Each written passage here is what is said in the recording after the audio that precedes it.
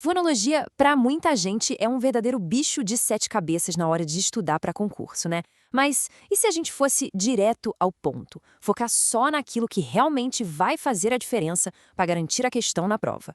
Pois é, exatamente essa a nossa proposta aqui. E para começar, vamos adotar a filosofia do Fernando Pestana, que é a nossa fonte. Encher linguiça não é minha praia, preciso ser preciso. Essa vai ser a nossa regra de ouro. Nada de desvios, nada de teoria que não serve para nada. A gente vai focar só no essencial para acertar as questões. O nosso caminho vai ser bem direto. Olha só, a gente começa com as noções fundamentais, entende de vez a diferença entre letra e fonema, passa pelos dígrafos e pelo dífono, dá uma olhada na anatomia da palavra e, o mais importante de tudo, a gente termina com o que as bancas realmente cobram. Vamos nessa? Então, começando pelo começo, fonologia para concursos. É aqui que a gente vai separar o que é só para encher linguiça daquilo que realmente importa para a prova. E aqui já vem a primeira grande dica para otimizar o tempo de estudo.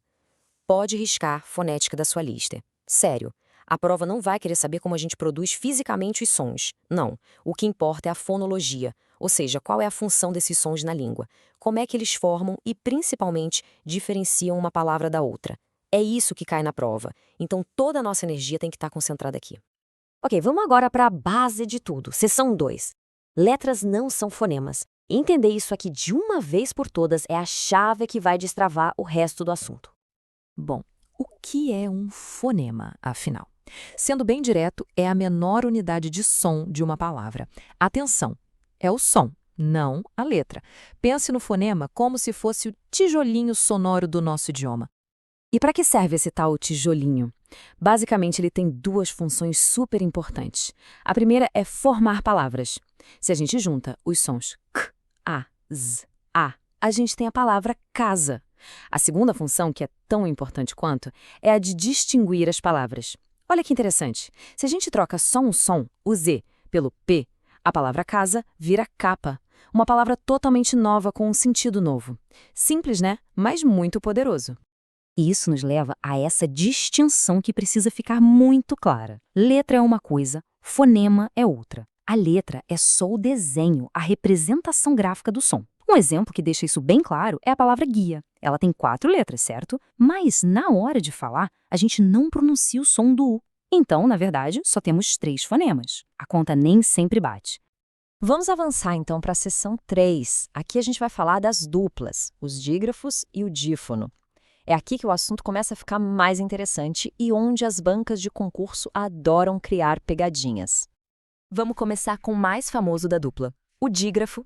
E o que é isso? É bem simples. São 2 letras que se juntam para representar um único som, um único fonema. Agora, o legal desse slide é que ele organiza tudo para a gente. Temos 2 tipos principais para ficar de olho. Primeiro, os consonantais, que são aqueles mais conhecidos, tipo chá, L, NH. E segundo, os vocálicos.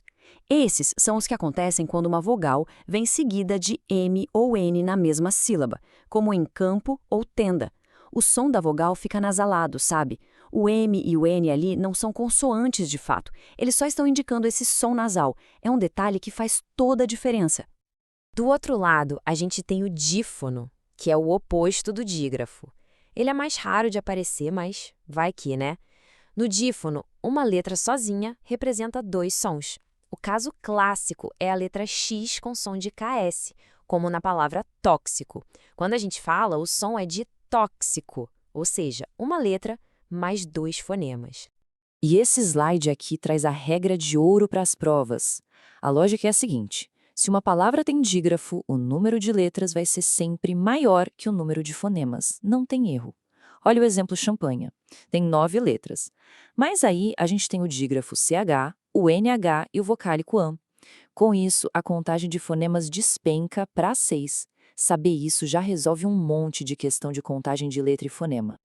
Muito bem, já entendemos os sons. Agora, na seção 4, vamos ver como eles se organizam na prática. Chegou a hora de analisar a anatomia da palavra, ou seja, falar de sílabas e de tonicidade. A posição da sílaba tônica, que é a sílaba mais forte da palavra, é o que classifica as palavras em 3 grandes grupos.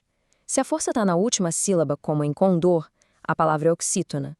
Se está da penúltima, como em rúbrica, ela é paroxítona. E se a sílaba forte é a antepenúltima, como em interim, temos uma pró-paroxítona. Dominar essa classificação é o primeiro passo para entender as regras de acentuação. E aqui vai uma dica valiosíssima. Muito cuidado com a pronúncia. Sabe por quê? Porque as bancas adoram, mas adoram mesmo, usar palavras que a gente fala de um jeito no dia a dia, mas que, pela norma culta, a pronúncia é outra. Por exemplo, a gente fala ruim, mas o correto é ruim, é uma oxítona. E filantropo, gratuito, público e recorde são todas paroxítonas. Memorizar essas pegadinhas pode ser aquele ponto que faltava para aprovação. E agora, finalmente, a gente chega na nossa última sessão, a mais estratégica de todas. Sessão 5.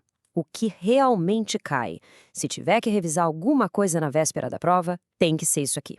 Depois de tudo isso que a gente viu, se o tempo estiver apertado, onde é que se deve focar? Nesses 3 pontos aqui. Primeiro, a posição da sílaba tônica, essa classificação que a gente acabou de ver. Segundo, os encontros vocálicos, ou seja, saber diferenciar um hiato de um ditongo e de um tritongo. E terceiro, as regras de separação silábica. Isso é o filé mignon da fonologia em provas de concurso. A fonologia pode até parecer um monstro, mas quando a gente foca nos conceitos certos e fica de olho nas armadilhas mais comuns, ela se torna uma ferramenta poderosa. Com esse mapa em manos, a pergunta que fica é: qual será o próximo tópico da gramática que a gente vai desmistificar?